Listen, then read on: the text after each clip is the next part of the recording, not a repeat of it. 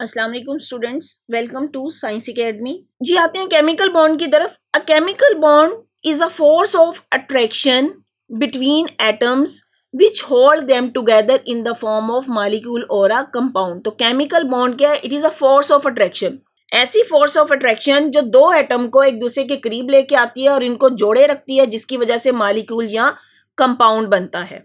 When atom of different substance approaches each other, there are two possibilities. They may attract or repel each other.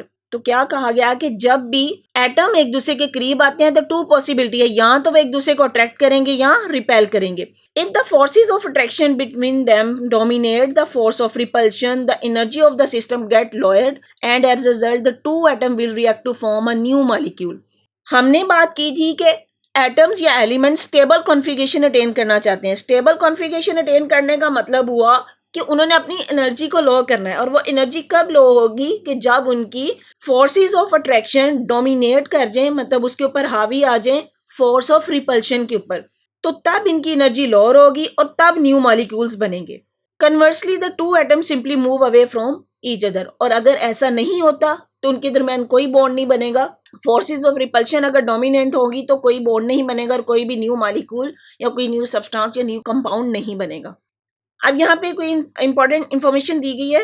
The arrangement of electron around the nucleus of an atom in shell and sub shell is called electronic configuration. ये आपको electronic configuration की definition बताई गई है। तो electronic configuration का क्या मतलब हुआ कि किसी भी एटम के न्यूक्लियस के बाहर इलेक्ट्रॉन्स की अरेंजमेंट क्या है, उसको उसकी इलेक्ट्रॉनिक कॉन्फ़िगरेशन बोलते हैं।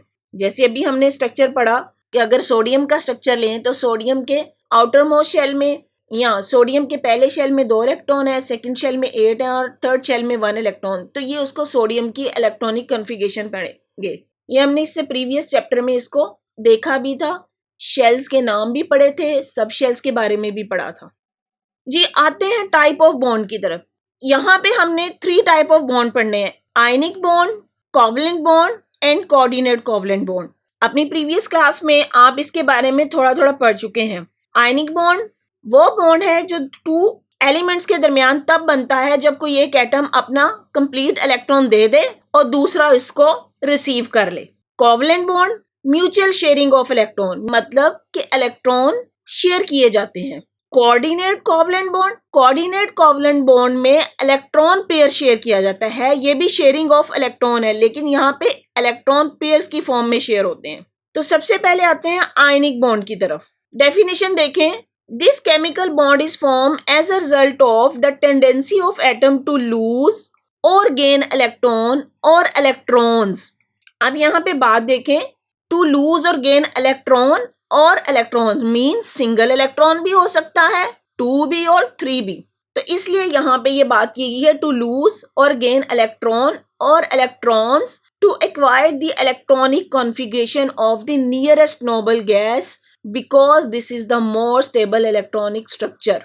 तो केमिकल बॉन्ड ऐसा केमिकल बॉन्ड जो एटम के इलेक्ट्रॉन लूज करने पे बने या गेन करने पे, और वो नियरेस्ट नोबल गैस की कॉन्फ़िगरेशन अटेन कर लें, इसको हम बोलते हैं आयनिक बॉन्ड। या इसको सिंपल वर्ड में कहेंगे, ऐसा बॉन्ड जो इलेक्ट्रॉन के कंप्लीट ट्रांसफर पे बने।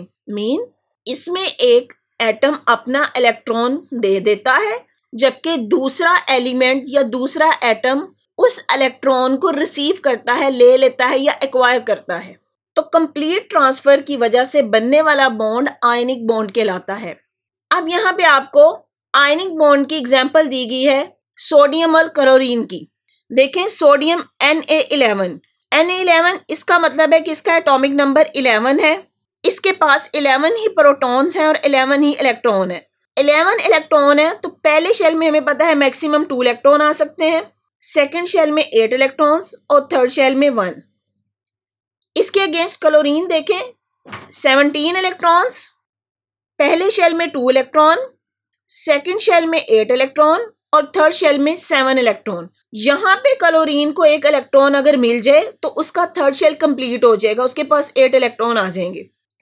इसी तरह सोडियम, सोडियम के पास 1 इलेक्ट्रॉन है, कोई भी इसको अपने 7 इलेक्ट्रॉन नहीं देगा, तो सोडियम क्या करेगा, अपने उस इलेक्ट्रॉन को रिलीज कर देगा, अपने आप में से निकाल देगा। जब उसके थर्ड शेल में से ये इलेक्ट्रॉन रिमूव हो जाएगा तो वो स्टेबल कॉन्फ़िगरेशन अटेन कर लेगा, क्योंकि जब इसमें से एक इलेक्ट्रॉन ही निकल गया तो तब सेकंड शेल उसका आउटर मोस्ट शेल बन जाएगा। तो और उसका आउटर मोस्ट शेल में 8 इलेक्ट्रॉन है। और क्लोरीन क्या करेगा, इस एक इलेक्ट्रॉन को खुद ले लेगा और उसका यहाँ पे ये शेल कंप्लीट हो जाएगा। तो इस तरह सोडियम और क्लोरीन के दरमियान बनने वाले बॉन्ड को हम बोलेंगे आयनिक बॉन्ड। अब यहाँ पे देखें, सोडियम ने क्या किया, एक इलेक्ट्रॉन दे दिया तो सोडियम के ऊपर पॉजिटिव चार्ज आ गया। ये वाला इलेक्ट्रॉन क्लोरीन ने रिसीव कर लिया, क्योंकि क्लोरीन ने एक इलेक्ट्रॉन रिसीव किया है तो इसके ऊपर नेगेटिव चार्ज आ जाएगा।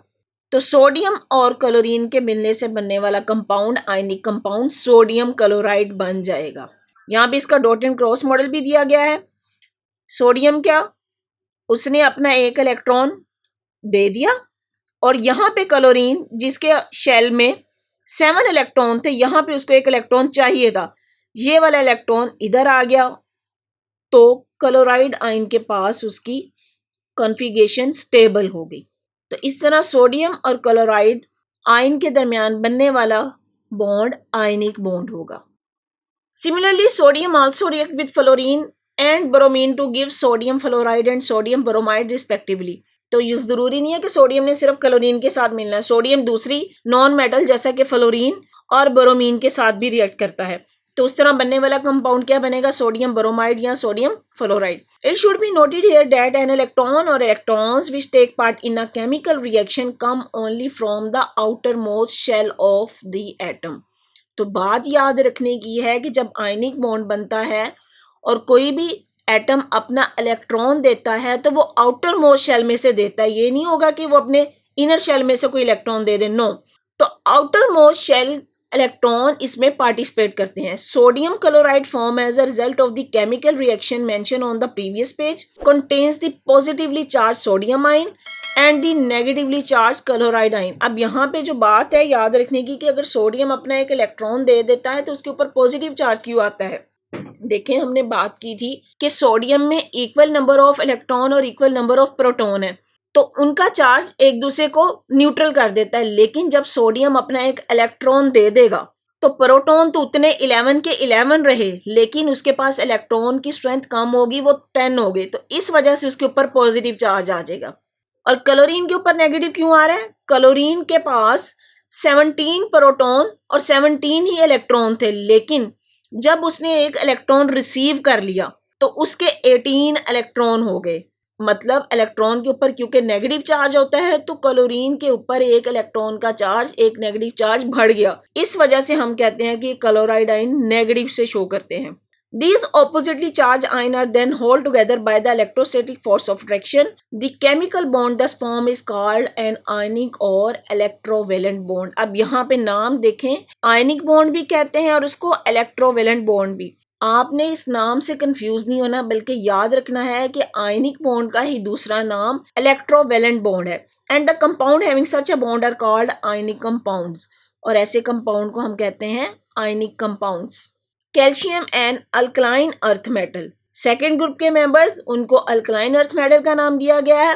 Loses 2 electron to form calcium chloride. अब मैंने बात की सेकेंड ग्रुप के एलिमेंट्स, तो सेकेंड ग्रुप के एलिमेंट्स उनके आउटर मोस्ट शेल में 2 इलेक्ट्रॉन होंगे, जिसमें कैल्शियम आ जाता है, मैग्नीशियम आ जाता है। तो यहाँ पे देखें कैल्शियम आयन कैसे बनेगा कि कैल्शियम अपने 2 इलेक्ट्रॉन रिलीज करेगा और क्लोरीन, यहाँ पे अब क्लोरीन के 2 एटम आ जाएंगे। क्लोरीन को एक इलेक्ट्रॉन चाहिए तो 2 एटम में से एक इलेक्ट्रॉन एक एटम ले लेगा और दूसरा एटम लेगा। यहाँ पे देखें ये कैल्शियम, इसके आउटर मोस्ट शेल में 2 इलेक्ट्रॉन्स है, ये क्लोरीन का एक एटम, ये दूसरा एटम, दोनों को एक एक इलेक्ट्रॉन चाहिए। तो क्या होगा, यहाँ से ये वाला इलेक्ट्रॉन इधर जाएगा और ये वाला इलेक्ट्रॉन इधर। इस तरीके से क्लोरीन के दोनों एटम्स ने स्टेबल कॉन्फ़िगरेशन अटेन कर ली और बनने वाला हमारा आयनिक कंपाउंड होगा कैल्शियम क्लोराइड CaCl2। Cl2 का मतलब है कि कैल्शियम के एक एटम के साथ क्लोरीन के 2 एटम अटैच हैं, ये आपको यहाँ पे दिखाया भी गया है। These ions then surrounded each other 3-dimensionally to form a crystal lattice। तो सोडियम क्लोराइड हो या कैल्शियम क्लोराइड हो, ये क्रिस्टलाइन सॉलिड हैं, तो इसको हम बोलते हैं ये क्रिस्टल लैटिस बनाते हैं, 3 डायमेंशनल स्ट्रक्चर होता है।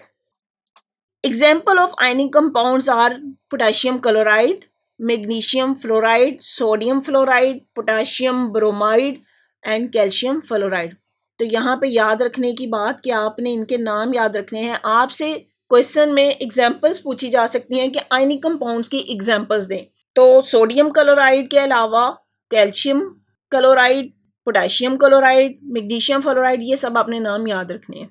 जी मिनी एक्सरसाइज की तरफ आते हैं। What type of elements form ionic bond. अब यहाँ पे आपसे पूछा गया है कि कौन से एलिमेंट आयनिक बॉन्ड बनाते हैं। हमने आयनिक बॉन्ड्स की एग्जाम्पल पढ़ी कि उसमें सोडियम क्लोराइड के दरमियान आयनिक बॉन्ड बनता है।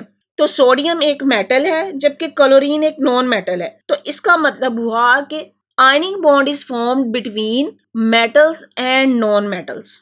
जी नेक्स्ट क्वेश्चन है, what are the condition for an ionic bond to form. Ionic bond बनने के लिए कौन सी कंडीशन होनी चाहिए। आयनिक बॉन्ड बनने के लिए एक एलिमेंट या एक एटम हमारा इलेक्ट्रोपॉजिटिव होना चाहिए और दूसरा हमारा इलेक्ट्रोनेगेटिव होना चाहिए। तो इसका आंसर होगा one atom should be electropositive and other should be electronegative. अब यहाँ पे क्रिस्टल लैटिस का स्ट्रक्चर आपको दिखाया गया है। Figures of the crystal lattice of the sodium chloride and calcium chloride. क्यों क्रिस्टल लैटिस बोला गया है, क्योंकि 3 डायमेंशनल क्रिस्टल शेप स्ट्रक्चर है, इसलिए इसको हम क्रिस्टल लैटिस बोलते हैं। यहाँ पे देखिए सोडियम क्लोराइड का क्रिस्टल्स, ये सोडियम आयन जिसको 6 क्लोराइड आयन ने ऑक्यूपाई किया हुआ है। इसी तरह यहाँ पे crystal lattice of calcium chloride देखें, ये कैल्शियम आयन, इनको सराउंड किया हुआ है क्लोराइड आयन ने। तो ये क्रिस्टल लैटिस स्ट्रक्चर है। An ionic bond is therefore a bond which is formed by the complete transfer of electron or electrons from one atom to another atom। तो last में यहाँ पे आपको आयनिक बॉन्ड की दोबारा से डेफिनेशन दी गई है क्या, कि ionic bond is form by the complete transfers of electron or electrons from one atom to another atom। तो यहाँ पे आपने इस डेफिनेशन को याद भी रखना है। जी स्टूडेंट्स, अगर आपको मेरा लेक्चर समझ आया है तो अपने फ्रेंड्स के साथ शेयर करें, मेरी वीडियो को लाइक करें और चैनल को सब्सक्राइब करें। बेल आइकन को क्लिक कर दें ताकि आने वाली हर वीडियो सबसे पहले आपको मिल जाए। और अगर आपने कोई क्वेश्चन करना है तो कमेंट बॉक्स में मुझे कमेंट कर सकते हैं। Thank you.